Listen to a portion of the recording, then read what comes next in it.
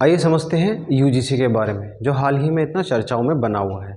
हम इसको बहुत आसान लैंग्वेज में और आसान तरीके से समझेंगे। उसके लिए मैंने इसको कुछ पॉइंट्स में तोड़ के रखा है। सबसे पहले हम समझेंगे यूजीसी क्या है, इसका इतिहास क्या है, इसका प्रमुख उद्देश्य क्या है और यूजीसी के प्रमुख कार्य क्या हैं, और लास्ट में हाल ही में चर्चाओं में क्यों है और सुप्रीम कोर्ट ने अपनी क्या क्या प्रतिक्रियाएं दी थी।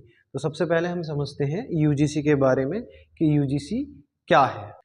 आइए अब समझते हैं यूजीसी क्या है। देखिए, यूजीसी मतलब यूनिवर्सिटी ग्रांट्स कमीशन, ठीक है, विश्वविद्यालय अनुदान आयोग।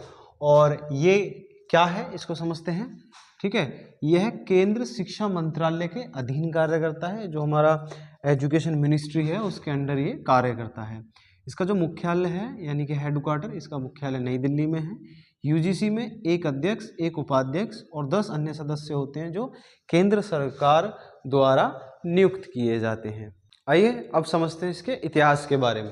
इतिहास क्या कहता है कि भारत में जो राष्ट्रीय शिक्षा व्यवस्था है उसको स्थापित करने का जो पहला प्रयास था वो 1944 में करा गया था। उसमें कौन सी रिपोर्ट थी? सार्जेंट रिपोर्ट से ये सिलसिला शुरू होता है। इस रिपोर्ट में कहा गया था कि हायर एजुकेशंस के लिए एक विश्वविद्यालय अनुदान समिति यानी कि यूजीसी, यूनिवर्सिटी ग्रांट्स कमीशन, होना चाहिए। फिर आज़ादी के बाद 1953 में हमारे भारत के पहले शिक्षा मंत्री जो थे मौलाना अबुल कलाम आज़ाद ने इसे इनॉग्रेट करा और 1956 में एक एक्ट के द्वारा यूजीसी को विधिक मान्यता प्राप्त होती है। ठीक है, ये इसका इतिहास है। देखिए, अब इसके दो पॉइंट्स को समझते हैं। प्रमुख कार्य उद्देश्य क्या है इसका और प्रमुख कार्य क्या है। आप देखेंगे जो उच्च शिक्षा संस्थान होते हैं, हायर एजुकेशन बॉडीज होती हैं, उसमें ये शिक्षा की गुणवत्ता, समानता और मानकीकरण को सुनिश्चित करता है। ठीक है, ये समानता वाला पॉइंट ध्यान में रखना है, जिसको लेकर ये वर्तमान में चर्चा में है। इसका प्रमुख कार्य क्या होता है? यूनिवर्सिटीज़ में ग्रांट्स अनुदान हुए, उच्च शिक्षा में सुधारों पर सलाह हुई, उच्च शिक्षा में गुणवत्ता मानकों को बढ़ावा देना है।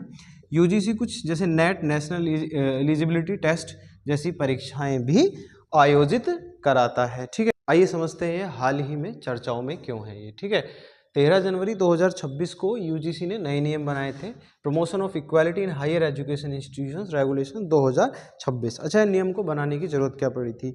एक केस था रोहित वेमुला, जो हैदराबाद केंद्रीय विश्वविद्यालय में अपनी पीएचडी कर रहे थे। वो अचानक कमरे में आत्महत्या कर लेते हैं। अब जो आत्महत्या कर लेते हैं तो होता क्या है, ये केस, हालांकि उन्होंने अपनी जो सुसाइड नोट्स था उसमें कहीं भी भेदभाव जैसे कुछ मिलता नहीं है, लेकिन फिर भी बहुत ये केस हाईलाइट हुआ। ये 2025 की बात है, स्टार्टिंग ईयर की। तो ये केस जब सुप्रीम कोर्ट में चल रहा था तो सुप्रीम कोर्ट ने यूजी से कहा था कि आपको ऐसे कुछ नियम बनाने चाहिए ताकि जो विश्वविद्यालय हैं उसमें रैगिंग, हायर जो भी ये भेदभाव होता है वो रुक सके।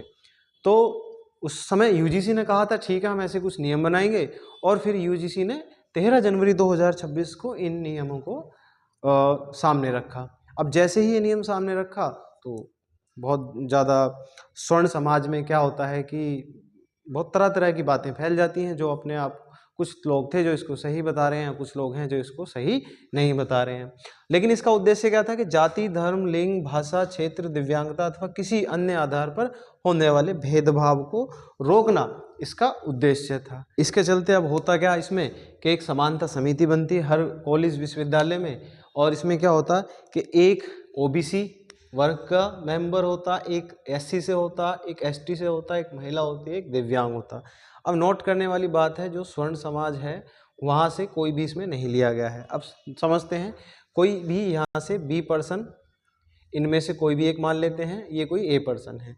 अब मानते हैं कि इसने आरोप लगाया कि इसने इसके साथ भेदभाव किया करा है। ठीक है, अब ये पैनल डिसीजन लेगा, 1 मंथ के अंदर अंदर पूरा ये कंप्लीट डिसीजन रिपोर्ट अपनी दे देगा कॉलेज को। इस पर एक्शन भी हो जाएगा। इसकी डिग्री या तो होल्ड पे चली जाएगी, एग्जाम देने से रोक दिया जाएगा, या इसके साथ कुछ भी एक्शन लिया जाएगा। ठीक है, या तो इसकी डिग्री जब्त कर ली जाएगी, रद्द कर दी जाएगी, वगैरह वगैरह। अगर, ठीक है, अगर ये केस झूठा होता है, मान के चलते हैं इस बी ने जो इस पर आरोप लगाया है वो गलत था, सिद्ध हो जाता है कि ये गलत था, तो इस जो भी ये नए नियम है इसके अकॉर्डिंग इस पर कोई भी एक्शन नहीं लिया जाएगा। तो यहाँ पर जो दो चीज़ें हैं वो जो इस समय चर्चाओं में बना हुआ है और जो बहुत ज़्यादा आक्रामकता है स्वर्ण समाज में, वो इसी चीज़ को लेकर है कि एक तो यहाँ पर कोई भी स्वर्ण समाज का मेंबर नहीं है, दूसरा अगर ये आरोप गलत सिद्ध होता है तो इस पर कोई भी एक्शन नहीं लिया जाएगा। फिलहाल यहाँ पर सुप्रीम कोर्ट ने इस पर रोक लगा दी है।